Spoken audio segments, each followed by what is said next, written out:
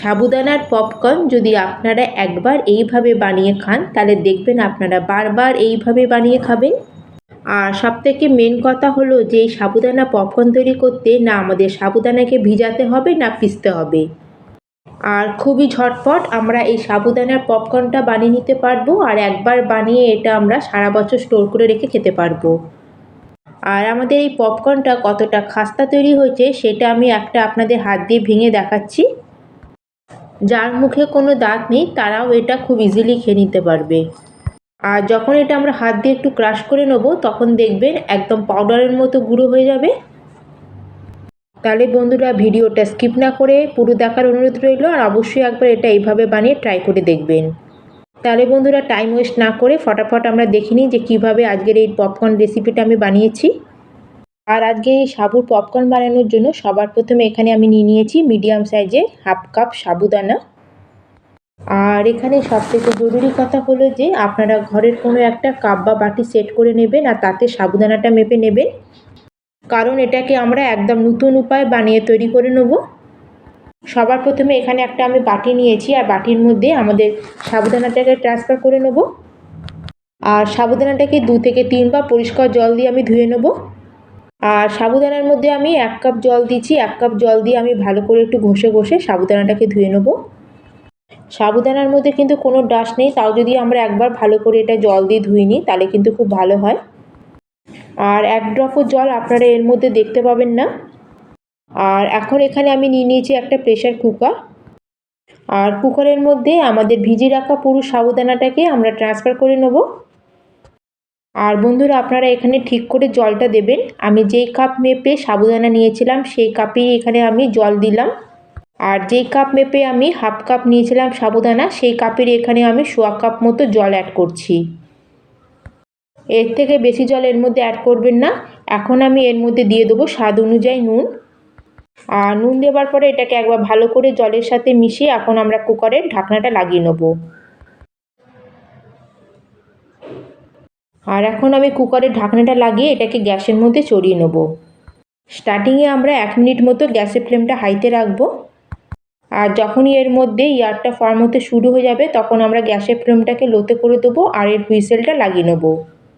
আর লো ফ্লেমে এটাকে একটা সিটি আসা পর্যন্ত আমরা এটাকে কুক করে নেব। আর দ্বিতীয় সিটিটা পড়ার ঠিক আগে আমরা এটাকে গ্যাস থেকে নামিয়ে নিয়ে চলে আসব। আর এখানে কুকারের পুরো এয়ারটা ভালো মতো রিলিজ হয়ে যাওয়ার পরে আমরা কুকারের ঢাকনাটা খুলে নেব। আর এখানে দেখুন বন্ধুরা সাবুদানাটা খুব ভালো মতো আমার এখানে গলে গেছে। আর এখানে বন্ধুরা আপনারা দেখতেই পাচ্ছেন আমাদের সাবুদানাটা প্রায় 60 থেকে 70% মতো গলে গেছে। আর আপনারা ভেতরে যে সাবুদানাগুলো দেখছেন সেটাও খুব ভালো মতো আমাদের সফট হয়ে গেছে। আর সাবুদানার উপরের লেয়ারটা খুব ভালো মতো এখানে গলে গেছে। এইভাবে আমরা একটা হাতা দিয়ে পুরো সাবুদানাটাকে একবার মিশিয়ে নেব। আর হাতা দিয়ে একবার সব কিছুকে ভালো করে মিশিয়ে নিলে কি হবে, সাবুদানার মধ্যে বাইন্ডিংটা খুব ভালো আসবে। আর যত এটা ঠান্ডা হতে থাকবে তত এটা ভালো মতো ঘন হতে থাকবে। আর এখন আমরা একটা বড় বাটির মধ্যে আমাদের কুক করে রাখা পুরো সাবুদানাটাকে বার করে নেব, যাতে এটা খুব ভালো মতো ঠান্ডা হয়ে যায়। আর এখন আমাদের বাটির মধ্যে নেওয়ার পরে এটাকে খুব ভালো করে একবার মিশিয়ে নেব, যাতে এর মধ্যে কোনো মোটা ডালা না থাকে, কারণ এটা যত ঠান্ডা হতে থাকবে এটা জমতে শুরু হয়ে যাবে। সেই জন্য সবার প্রথমে একটা চামচে করে এটাকে আমরা চেপে একটু ভালো করে মিক্স করে নেব, যাতে এটা খুব ভালো মতো আমাদের স্মুথ হয়ে যায়। আর সব কিছুকে আমি প্রায় 1 মিনিট মতো ভালো করে এভাবে চেপে একটু মিশিয়ে নিয়েছি আর এটা অনেকটা স্মুথ মতো হয়ে গেছে। আর এখন আমি এর মধ্যে কিছু মশলা অ্যাড করব। আর সবার প্রথমে আমি এর মধ্যে অ্যাড করে দিচ্ছি হাফ চামচ মতো রেড চিলি ফ্লেক্স, খুব বেশি এর মধ্যে দেবো না। আর তার সাথে এখানে দিয়ে দিচ্ছি আমি হাফ চামচ মতো গোটা জিরে। আর যেহেতু এখানে আমি হাফ কাপ সাবুদানাতে আমাদের পপকর্নটা তৈরি করছি সেজন্য এখানে খুব বেশি আপনারা রেড চিলি ফ্লেক্স আর গোটা জিরে অ্যাড করবেন না। আর এখন আমাদের আবার ভালো করে চামচে করে সব কিছুকে সাবুর সাথে মিক্স করে নেব।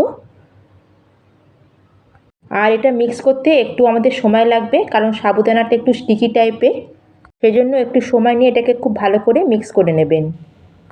আর এখন আমরা সবার প্রথমে একটা বাটির মধ্যে কিছুটা পরিমাণে জল নিয়ে নেব, যাতে আমরা ভালো করে আমাদের হাতের আঙুলগুলোকে জলের মধ্যে ডিপ করতে পারি।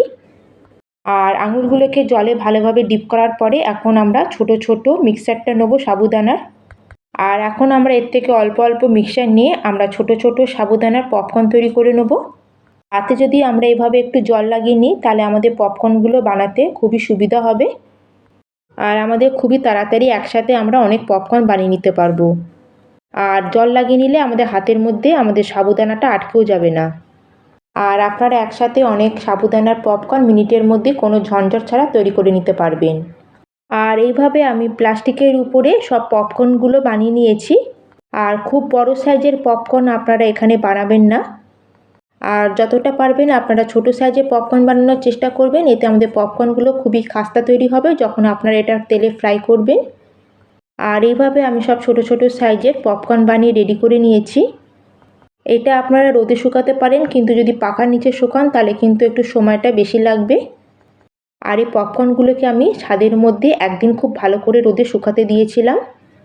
আর এখানে দেখুন বন্ধুরা, আমি একদিন এটা রোদে রেখেছিলাম ছাদেতে, তাতেই আমার পপকর্নগুলো খুব ভালো মতো শুকিয়ে গেছে।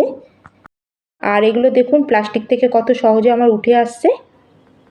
কিন্তু এখনও এগুলো আমাদের শুকিয়ে তো গেছে উপর থেকে, কিন্তু নিচের দিকটা দেখুন একটু হালকা ভিজা টাইপের আছে। সেজন্য আমি এগুলোকে প্লাস্টিক থেকে বার করে নেব। আর একটা প্লেটের মধ্যে আমাদের পপকর্নগুলোকে রেখে আমরা আবার নিচের দিকটাকে উল্টে আমরা ভালো করে রোদে শুকিয়ে নেব।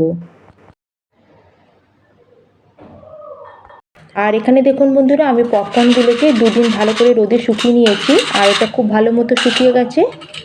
আর এগুলো শুকিয়ে যাওয়ার পরে কালারটা দেখুন বন্ধুরা কতটা চেঞ্জ হয়ে গেছে। আর এইভাবে এগুলোকে খুব ভালো মতো শুকিয়ে আমরা সারা বছর এগুলোকে স্টোর করে রেখে খেতে পারবো, কারণ এর মধ্যে আমরা কোনো তেল বা কোনো ঘি ব্যবহার করিনি। তাহলে চলুন এখন আমরা গ্যাসের দিকে যাই আর এগুলোকে ফ্রাই করে দেখি যে এগুলো কেমন ফোলে। সবার প্রথমে এইগুলোকে ফ্রাই করার জন্য কিছু টিপস আপনারা ফলো করবেন, যাতে আপনাদের পপকর্নগুলো খুবই খাস্তা তৈরি হয়। সেজন্য প্রথমে আপনারা তেলটাকে খুব ভালো মতো আগে গরম করে নেবেন। আর তেল যখন ভালো মতো গরম হয়ে যাবে তখন আমরা গ্যাসের ফ্লেমটাকে মিডিয়ামে করে দেবো। তারপরে আমরা অল্প অল্প করে পপকর্ন এর মধ্যে দেবো। আর যেরকম আপনারা তেল নেবেন সেই হিসাবে আপনারা এখানে পপকর্নটা দেবেন। আর এখানে বন্ধুরা আপনারা দেখতে পাচ্ছেন যে পপকর্নগুলো ফ্রাই করার পরে যে সাইজ ছিল তার থেকে ফুলে একদম ডবল হয়ে গেছে। আর তার সাথে এগুলো দেখতেও কত সুন্দর লাগছে। আর যখন তেলের মধ্যে দেওয়ার পরে এগুলো ফুলে উঠবে তখন কিন্তু আমরা গ্যাসের ফ্লেমটাকে লোতে করে দেবো, আর 10 থেকে 15 সেকেন্ডের জন্য তেলের মধ্যে এটা নাড়াচাড়া করে নেব। এতে এটা ভেতর থেকে একদম ক্রিস্পি হয়ে যাবে। আর একই রকমভাবে আমি বাকি সব পপকর্নগুলোকে তেলের মধ্যে অল্প অল্প করে দিয়ে ভেজে নেব।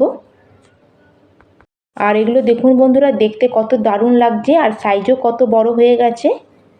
আর এই দেখুন বন্ধুরা, এইভাবে আমি সব পপকর্নগুলিকে ফ্রাই করে নিয়ে চলে এসেছি।